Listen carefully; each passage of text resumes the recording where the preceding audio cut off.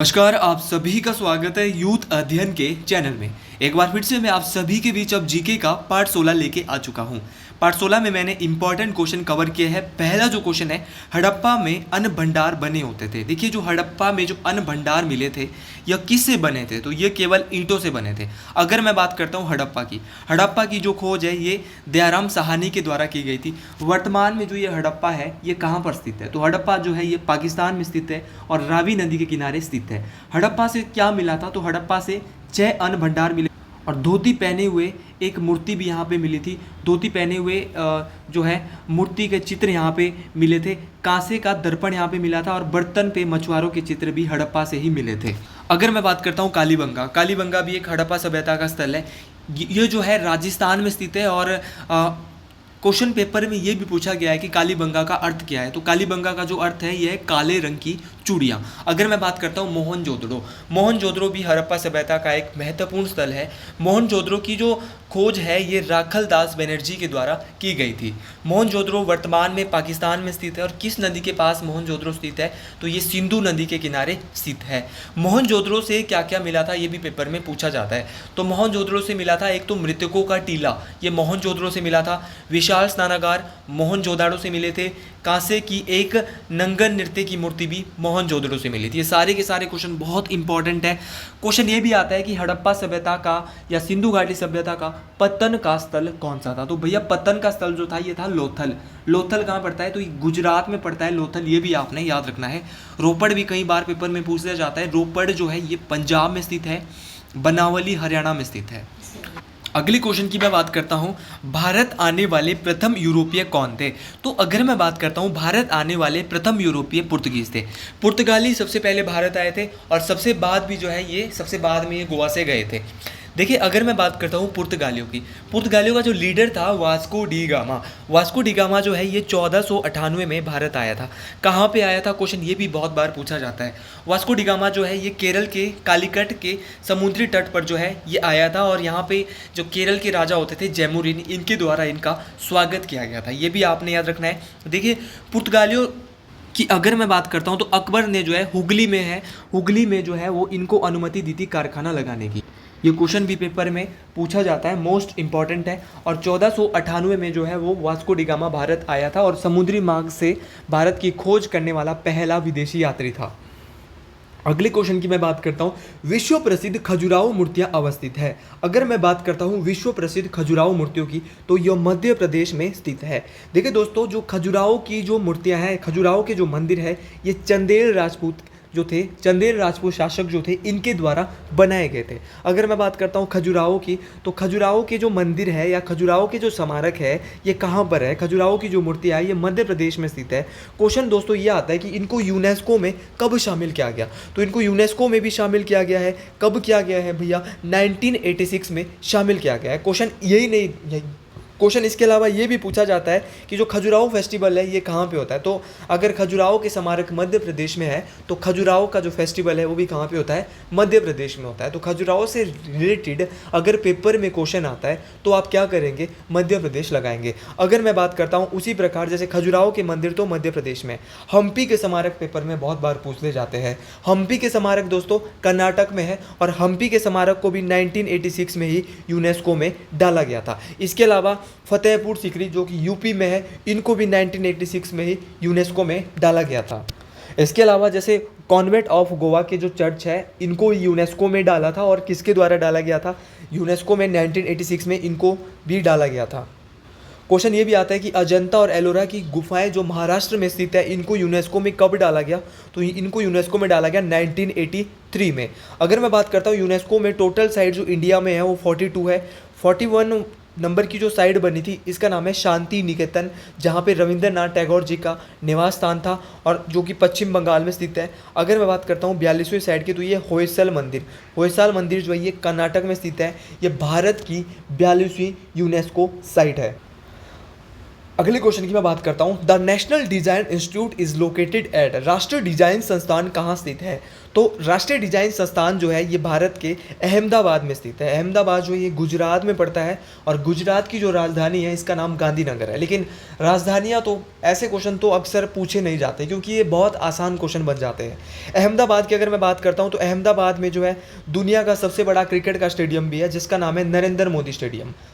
इसी प्रकार क्वेश्चन ये भी आता है कि निफ्ट कहाँ पर स्थित है। निफ्ट का जो पूरा नाम है वो है national institute of fashion technology. तो ये हिमाचल प्रदेश में निफ्ट स्थित है और निफ्ट जो है हिमाचल प्रदेश के कांगड़ा में स्थित है। तो याद रखना निफ्ट का पूरा नाम है नेशनल इंस्टीट्यूट ऑफ फैशनल टेक्नोलॉजी। जब ऐसे क्वेश्चन अक्सर दोस्तों पेपर में आते हैं ना तो हम सोचते हैं कि यार ये क्वेश्चन कहाँ से आ गया, ये तो मैंने पढ़ा भी नहीं था। तो ऐसे ही क्वेश्चन पेपर में आते हैं और जिसको भी साइकोलॉजी के नोट्स लेने हैं तो इस नंबर पे कांटेक्ट कर सकता है। आज और कल मैं लास्ट 2 दिन आपको नोट्स दे रहा हूँ। कल के बाद में ये साइकोलॉजी के नोट्स आपको नहीं देने वाला हूँ क्योंकि परसों जो है 11 तारीख होगी, 11 तारीख के बाद इनको आप पढ़ नहीं पाओगे और 10 तारीख को मैं लाइव आऊँगा। तो मैंने फैसला लिया है कि गूगल मीट पे मैं लाइव आऊँगा। जो भी मेरे ग्रुप पे है वो जुड़ सकते हैं, ग्रुप पे मैं लिंक भेज दूँगा। तो ये 2 घंटे या 2.5 घंटे की जो क्लास रहेगी ना ये बहुत इंपॉर्टेंट क्लास रहने वाली है भाई। जिसने ये 2 या 2.5 घंटे की क्लास लगा ली उसके 50 नंबर पक्के हैं, 40 नंबर तो पक्के है ये, इसके प्लस 40 प्लस 80 भी आ सकते हैं क्योंकि मैं 2-2.5 घंटे में जो आपको 250 से 300 क्वेश्चन करवाने वाला हूँ वो बहुत इंपॉर्टेंट रहने वाला है। तो आप इस क्लास के लिए ज़रूर जुड़े क्योंकि ये बहुत इंपॉर्टेंट क्लास है। अगले क्वेश्चन की मैं बात करता हूँ। अगला क्वेश्चन भी बहुत ज़्यादा इंपॉर्टेंट है। 1857 में प्रथम भारतीय विश्वविद्यालय खुला। The first Indian university opened इन 1857। तो ये खुली थी कलकत्ता में। कलकत्ता में जो है पहला विश्वविद्यालय खुला था भैया 1857 में। अगर मैं बात करता हूँ कलकत्ता की, कलकत्ता हुगली नदी के किनारे स्थित है। कलकत्ता पश्चिम बंगाल की राजधानी है और पश्चिम बंगाल की जो मुख्यमंत्री है इनका नाम है ममता बनर्जी। देखिए अगर मैं आपसे क्वेश्चन पूछता हूँ कि चावल का जो सबसे अधिक उत्पादन भारत के किस राज्य में होता है, तो चावल का जो सबसे अधिक उत्पादन होता है ये पश्चिम बंगाल में होता है। लेकिन एक क्वेश्चन और आता है चावल से कि भारत का चावल अनुसंधान केंद्र कहाँ पे है। तो चावल अनुसंधान केंद्र जो है ये कटक उड़ीसा में स्थित है। ये भी बहुत इंपॉर्टेंट क्वेश्चन है, ये भी बार बार पेपर में पूछा जाता है और टेट परीक्षाओं में इस क्वेश्चन को 10 बार पूछ लिया है। तो आप ये क्वेश्चन जरूर याद करके जाएं कि चावल अनुसंधान केंद्र भारत का कहाँ पर स्थित है। अंग्रेजी में इसको बोलेंगे राइस रिसर्च सेंटर। तो ये कटक उड़ीसा में स्थित है। अगले क्वेश्चन की मैं बात करता हूँ और अगला क्वेश्चन है नेशनल पार्क से। हिमाचल प्रदेश में 5 नेशनल पार्क है, पाँचों के पाँचों में से एक क्वेश्चन पेपर में आता है। फ्री का नंबर है भाई ये। परसों जब लाइव क्लास होगी उस दिन भी मैं आपको इसके बारे में डिटेल से बताऊंगा। क्वेश्चन है कि पीन घाटी नेशनल पार्क हिमाचल प्रदेश के किस स्थान पर स्थित है। तो पीन घाटी की अगर मैं बात करता हूँ तो पीन घाटी नेशनल पार्क जो है ये लाहौल स्पीति में स्थित है। देखिए पीन घाटी तो लाहौल स्पीति में स्थित है। हिमाचल प्रदेश में 5 नेशनल पार्क है। हिमाचल प्रदेश का जो सबसे बड़ा नेशनल पार्क है इसका नाम है great Himalayan national park. Great Himalayan national park जो है ये कुल्लू जिले में स्थित है और इसका जो एरिया है ये 1171 स्क्वायर किलोमीटर है। 1171 स्क्वायर किलोमीटर इसका एरिया है और ये हिमाचल प्रदेश का सबसे बड़ा नेशनल पार्क है। इसके अलावा ये तो कुल्लू ज़िले में स्थित है great Himalayan national park. Kullu में 2 और नेशनल पार्क है। कुल्लू में इंदर किला नेशनल पार्क भी कुल्लू में है और खीर गंगा नेशनल पार्क भी कुल्लू में स्थित है। इसके अलावा जो पीन घाटी है लाहौल स्पीति में, 5वां और अंतिम जो नेशनल पार्क है हिमाचल प्रदेश का यह है सिंबलबाड़ा नेशनल पार्क। सिंबलबाड़ा नेशनल पार्क जो है ये हिमाचल प्रदेश के सिरमौर जिले में स्थित है। इस नेशनल पार्क को कर्नल शेरजंग नेशनल पार्क के नाम से भी जाना जाता है। अगले क्वेश्चन की मैं बात करता हूँ। हर एक क्वेश्चन महत्वपूर्ण है, इम्पॉर्टेंट है आपके लिए। सोलंग और मनालसू हिमाचल प्रदेश की किस नदी की सहायक नदी है। तो अगर मैं बात करता हूँ सोलांग और मनालसू की, सोलांग और मनालसू जो है ये ब्यास की सहायक नदियाँ हैं। देखिए ये तो ब्यास की सहायक नदी है, ये दोनों की दोनों जो है कुल्लू ज़िले में स्थित है। कुल्लू में जो है आपको मैंने बताया कि कुल्लू ज़िले में सोलांग वैली भी स्थित है। यह जो है एक खड्ड भी है और यह नदी भी है कुल्लू में। ब्यास की सहायक नदियाँ जो कि ओनली कुल्लू ज़िले में बहती है। तो मनासलू एक तो होगी, मनालसू, सोलांग हो गई, पार्वती हो गई, मलाना हो गई, फोजल हो गई, फोजल और एक सरवारी नदी, ये सारी की सारी कुल्लू में है और सहायक है किसकी, ब्यास नदी की कुल्लू में। इसके अलावा ब्यास की और कौन कौन सी सहायक नदी है जो कि ऑल हिमाचल जो है ब्यास की सहायक है। जैसे अवाह नदी ये ब्यास की सहायक है, बाणगंगा ब्यास की सहायक है, लूणी नदी ब्यास की सहायक है, न्यूगल नदी ब्यास की सहायक है।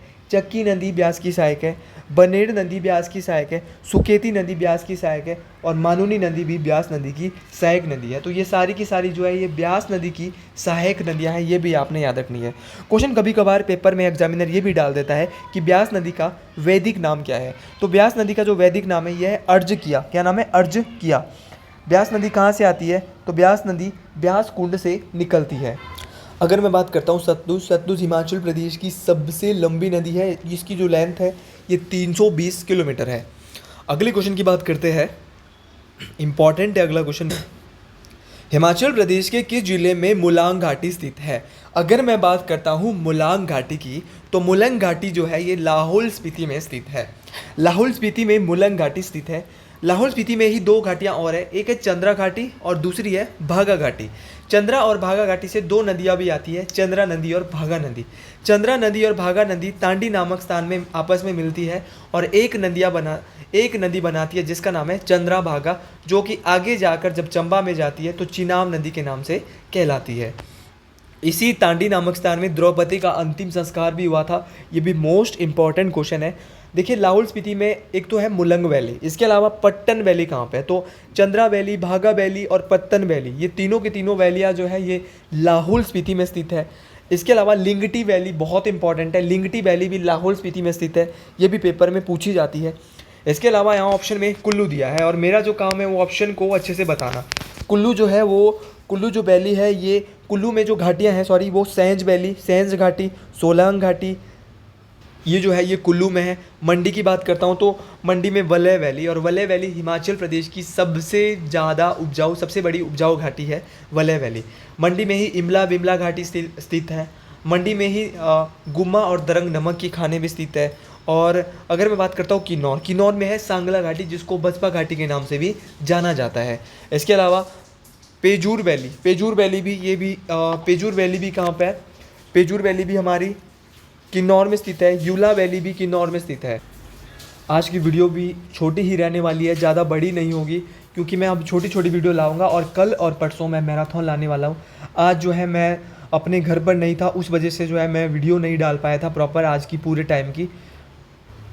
लेकिन कल और परसों 2 दिन में आपके लिए मैराथन डालूंगा और ये मैराथन जो है बहुत बड़ी रहने वाली है, कम से कम 40 मिनट की रहने वाली है। तो आप इन मैराथन को स्किप ना करें, क्योंकि ये बहुत इंपॉर्टेंट मैराथन है भाई।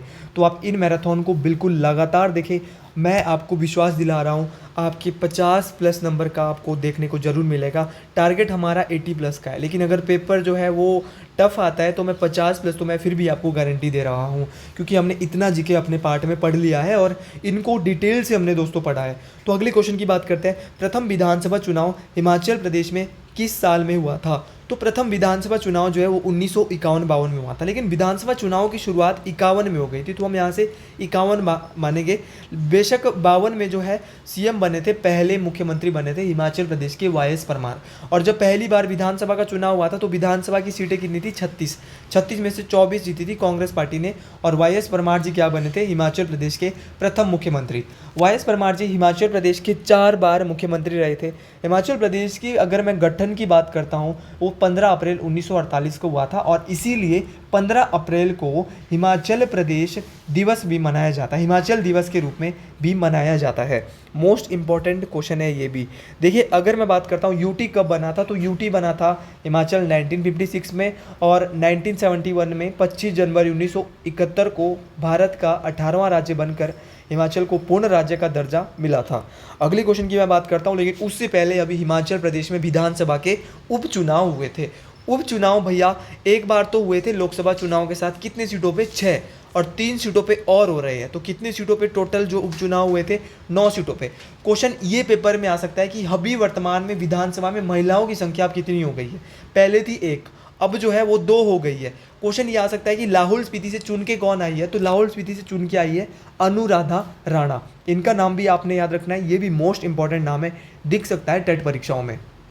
हिमाचल प्रदेश के राज्यपाल है वर्तमान में कौन क्या है, ये सारी की सारी चीज़ें मैं आपको बता चुका हूँ, लेकिन फिर भी आपने एक बार देख लेना है, मोस्ट इंपॉर्टेंट है ये भी। और उस दिन जब मेरे लाइव सेशन आएगा उस दिन में मैं आपको ये बताऊँगा। इंपॉर्टेंट चीज़ें है, अगर आपको टेट क्लियर करना है तो लास्ट के जो ये दिन है इनमें रिवीजन करना बहुत आवश्यक है, बहुत ज़रूरी है। और अगर आपको वीडियो अच्छी लग रही है तो आप अपने दोस्तों के बीच शेयर कर सकते हैं, सब्सक्राइब कर सकते हैं, ताकि जो आपका नवंबर वाला जो आपके साथी दूसरे आएंगे, क्योंकि आपका टेट तो क्लियर हो जाएगा, तो उनको भी जो है वो सीखने को मिले कि भाई कहाँ से हमें पढ़ना है। और नवंबर के लिए भी हम आपके बीच हाजिर रहेंगे। अभी से हम ऑनलाइन बैच भी बिठा देंगे, आप हमसे जुड़ सकते हैं, मेरा नंबर आप सभी के पास है। अगले क्वेश्चन की मैं बात करता हूँ कि जनगणना 2011 के अनुसार हिमाचल प्रदेश के किस जिले में उच्चतम शहरी जनसंख्या थी। लेकिन इस क्वेश्चन को पढ़ने से पहले विधानसभा की मैं बात करता हूँ कि विधानसभा में टोटल कितनी सीटें हैं। 68 सीटें हैं। विधानसभा के जो स्पीकर है वर्तमान में, ये कौन है, तो ये कुलदीप पठानिया जी। तो कुलदीप पठानिया जी जो है ये वर्तमान में स्पीकर है विधानसभा के। और जो डिप्टी स्पीकर है इनका नाम है विनय कुमार। विनय कुमार जी डिप्टी स्पीकर है। और विधानसभा में टोटल 68 सीटें हैं। 68 में से सबसे ज़्यादा 15 कांगड़ा में है, 10 मंडी में है, 8 शिमला में है, 5 सिरमौर में है, 5 सोलन में है, 5 ही ऊना में है, 5 ही चंबा में है और 5 सीटें ही हमीरपुर में है। 4 सीटें बिलासपुर में है और 4 ही सीटें कुल्लू में है। 1 सीट लाहौल स्पीति में और 1 ही सीट कहाँ पे भला, किन्नौर में स्थित है। तो ये विधानसभा की 68 सीटें मैंने आपको गिनवा दी है, जो कि मोस्ट इंपॉर्टेंट है। किसी भी जिले की पूछी जा सकती है तो आपको उंगलियों में याद होनी चाहिए, मोस्ट इंपॉर्टेंट है ये भी। इसके बाद जो हमने क्वेश्चन पढ़ा था कि जो 2011 की जो जनगणना हुई थी, तो किस जिले की जो है शहरी जनसंख्या सबसे ज़्यादा है, तो किसकी हो सकती है भैया, शिमला की हो सकती है। ये तो नॉर्मल सी बात है, क्योंकि शिमला राजधानी है हिमाचल प्रदेश की, तो शहरी जनसंख्या भी वहाँ की सबसे ज़्यादा होगी। अर्बन जो अगर मैं बात करता हूँ पॉपुलेशन जो है वो शिमला की सबसे ज़्यादा थी। भैया कितने परसेंट थी, तो ये परसेंटेज में अगर बात करूँ मैं तो 2924%, 29.24% जो 2-4% जो है वो जनसंख्या थी। पूरे हिमाचल के 29% लोग, शहरी लोग शिमला में रहते थे। मोस्ट इंपॉर्टेंट बात है, क्वेश्चन ये आ सकता है कि सबसे कम शहरी जनसंख्या किसकी थी। अगर शिमला की सबसे ज़्यादा थी तो सबसे जो कम थी ना भैया वो किसकी थी, तो वो थी लाहौल स्पीति की। लाहौल स्पीति की जो है वो सबसे कम थी, ये भी आपने याद रखना है। अगर क्वेश्चन आता है कि शहरी जनसंख्या और किन्नौर की भी कमी थी, तो दोनों की इनकी कम थी, क्योंकि यहाँ पे जनसंख्या ही बहुत कम है। अब शहरी जनसंख्या तो शिमला की सबसे ज़्यादा थी। क्वेश्चन ये भी आ सकता है कि ग्रामीण जनसंख्या सबसे ज़्यादा किसकी थी, तो ग्रामीण जनसंख्या थी भैया किसकी, कांगड़ा की सबसे ज़्यादा 2011 की जनगणना के अनुसार। कितनी थी भैया, 23.05% थी ये, ठीक है। कांगड़ा की सबसे ज़्यादा ग्रामीण जनसंख्या थी। अब क्वेश्चन आएगा कि शहरी जनसंख्या जैसे लाहौल स्पीति की सबसे कम है, तो ग्रामीण जनसंख्या किस जिले की सबसे कम थी, तो ग्रामीण जो जनसंख्या थी ये सबसे कम किसकी थी, तो ये भी लाहौल स्पीति की ही सबसे कम थी। क्योंकि यार लाहौल स्पीति की जो जनसंख्या है ना वो बहुत कम है, और क्षेत्रफल की दृष्टि से ये हिमाचल प्रदेश का सबसे बड़ा जिला है, लेकिन अगर जनसंख्या की बात करते हैं तो ये सबसे छोटा जिला है। फिर अगले क्वेश्चन की मैं बात करता हूँ, और लाहौल स्पीति का जो हेड क्वार्टर है ये केलोंग में स्थित है। और अनुराधा जो राणा जी है वो भी एमएलए यहीं से चुन के आई है। इससे पहले एक ही महिला होती थी, और इस बार अभी फिर चुनाव हो रहा है, तो देहरा से मुख्यमंत्री श्री सुखविंदर सिंह सुक्खू जी की पत्नी भी खड़ी हुई है, तो कमलेश ठाकुर जी। तो अगर वो भी जीती है तो 3 विधानसभा की सीटें फिर हो जाएगी महिलाओं की। तो अभी तो 2 ही है, तो आगे देखते हैं क्या होता है। ये क्वेश्चन तो आगे ही बनेगा, अभी तो ये बनने वाला नहीं है। तो अगले क्वेश्चन की मैं बात करता हूँ। अगला जो क्वेश्चन है, और ये इम्पॉर्टेंट है आज की, ये कुछ लास्ट क्वेश्चन है कि डॉक्टर वाई.एस. परमार उद्यान परमार वानिकी विश्वविद्यालय कहाँ पर स्थित है। तो अगर मैं बात करता हूँ डॉक्टर वाई.एस. परमार विद्यालय की, तो ये जो है ये नौणी में स्थित है। वाई.एस. परमार हॉर्टिकल्चर यूनिवर्सिटी जो है ये नौणी में स्थित है। ये 1985 में स्थित है।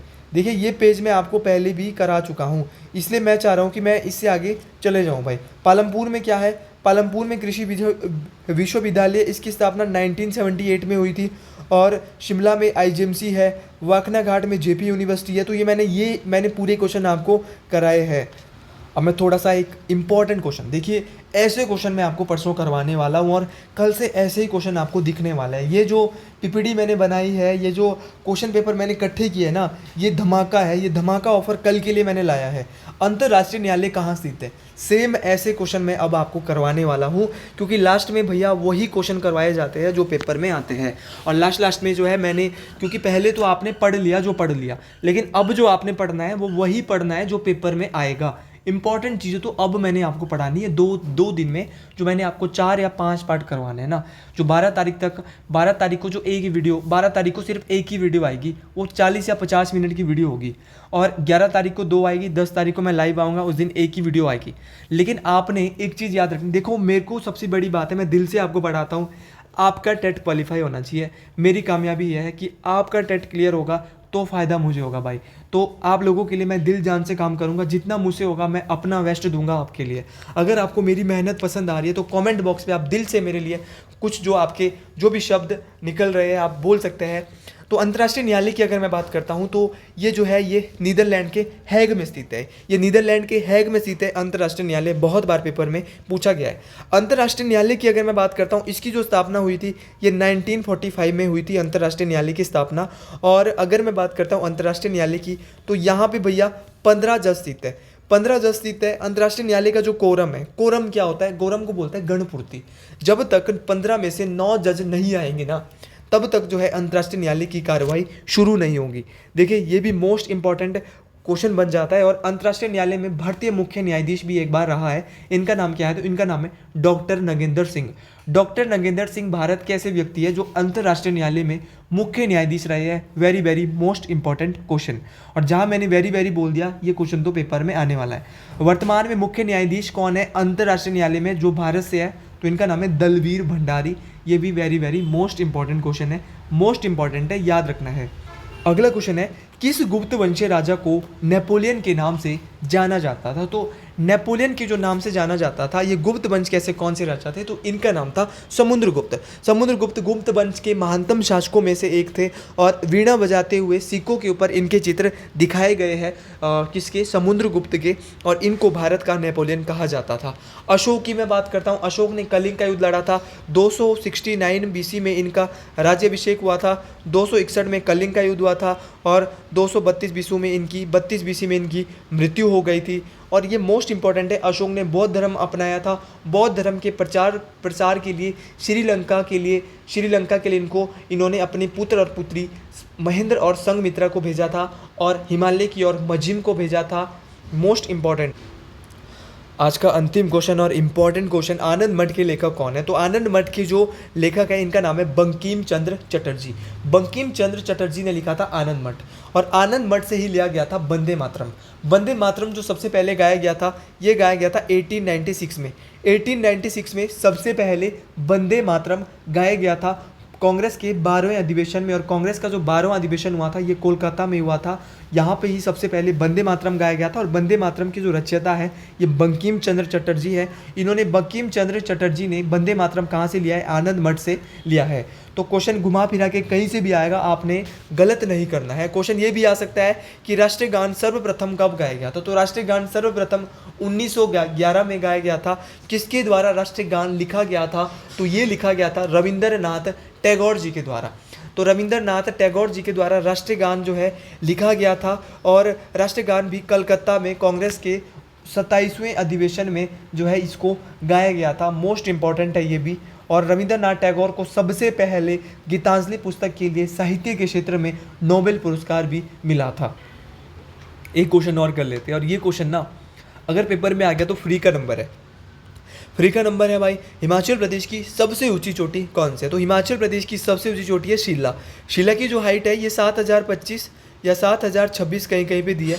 तो दोनों ही चीज़ें आपने याद रखनी है। शिला किन्नौर की भी सबसे ऊंची चोटी है, और हिमाचल प्रदेश की भी सबसे ऊंची चोटी है। तो किसी भी बुक में कहीं कहीं पे बोलते हैं बच्चे की, कहीं तो सर कोई और दी है, तो शिला ही है हिमाचल की सबसे ऊंची चोटी। हिमाचल की सबसे ऊंची चोटी शिला है, किन्नौर की सबसे ऊंची चोटी शिला है। अब क्वेश्चन आता है कि भाई लाहौल स्पीति की सबसे ऊंची चोटी कौन सी है। तो लाहौल स्पीति की जो सबसे ऊंची चोटी है इसका नाम है मनी रेंज। सिरमौर की सबसे ऊंची चोटी कौन सी है, सिरमौर की जो सबसे ऊंची चोटी है इसका नाम क्या है, तो सिरमौर की है चूड़धार। तो ये सारी चीज़ें बहुत इंपॉर्टेंट है। तो आज के लिए इतना ही। शिमला की चांसल है, सोलन की माउंट करोल है, ऊना की भारवेन है, हमीरपुर की अवा देवी है, और चंबा की पीर पंजाल है, और कौन सा जिला रह गया भाई, और हमारा मंडी रह गया, मंडी की नागरू है, कुल्लू की डिब्बी बोकरी पिरामिड है, कांगड़ा की हनुमान टिब्बाई। तो आज के लिए इतना ही। जय हिंद, जय हिमाचल प्रदेश। और अगर वीडियो अच्छी लगी है तो कमेंट बॉक्स में हर हर महादेव जरूर लिखें, क्योंकि महादेव की कृपा ही होगी जो आपको 110 तक पहुंचाएगी। जय हिंद, जय हिमाचल प्रदेश। कल साइकोलॉजी भी आएगा, मैं आपको ये बताना चाहूँगा।